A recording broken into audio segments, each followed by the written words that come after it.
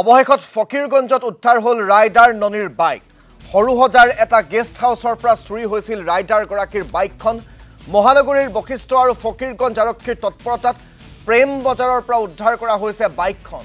চুৰিকাণ্ড সন্দৰ্ভত দুজনক আটক কৰি গুৱাহাটীলৈ লৈ আনিছে মহানগৰ আৰক্ষীয়ে। আটক কৰা হৈছে ফকিৰগঞ্জৰ বালাতাৰী গাঁৱৰ ফিৰোজ কাজী আৰু আশ্ৰাফুল দেৱানক।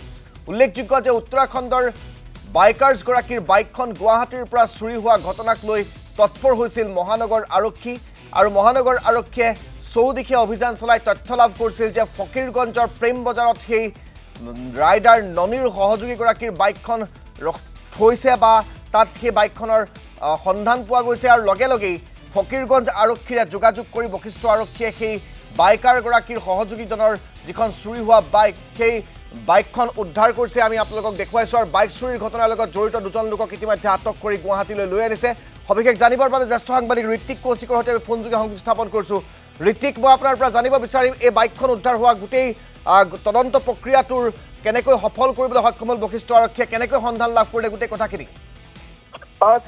যেতিয়াই এই তথ্যটো পোহৰলৈ আহিছিল, সংবাদ মাধ্যমত পোহৰলৈ আহিছিল, ছচিয়েল মিডিয়াত দিছিল আৰু আৰক্ষীৰ লগতো যোগাযোগ কৰিছিল ৰাইডাৰ গৰাকীয়ে।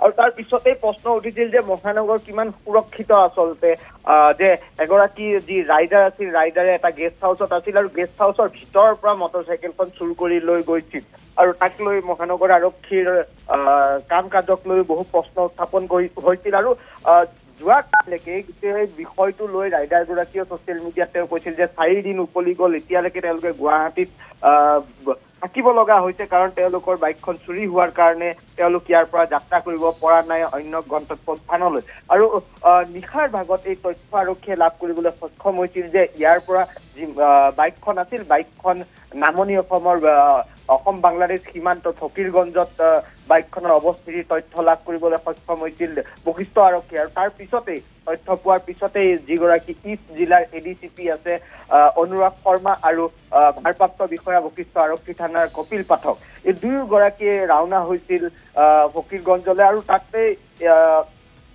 ফকিৰগঞ্জৰ যি ভাসানীপাৰা স্থানত এই বাইকখন লুকুৱাই থোৱা অৱস্থাত উদ্ধাৰ কৰিবলৈ সক্ষম হয়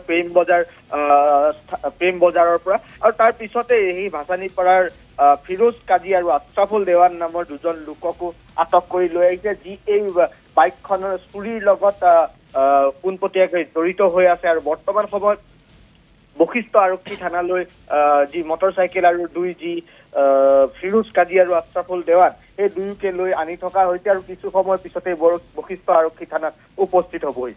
ঋত্বিক, আপোনাক ধন্যবাদ জ্ঞাপন কৰিছো এই মুহূৰ্তত আমাক সবিশেষ জনোৱাৰ বাবে।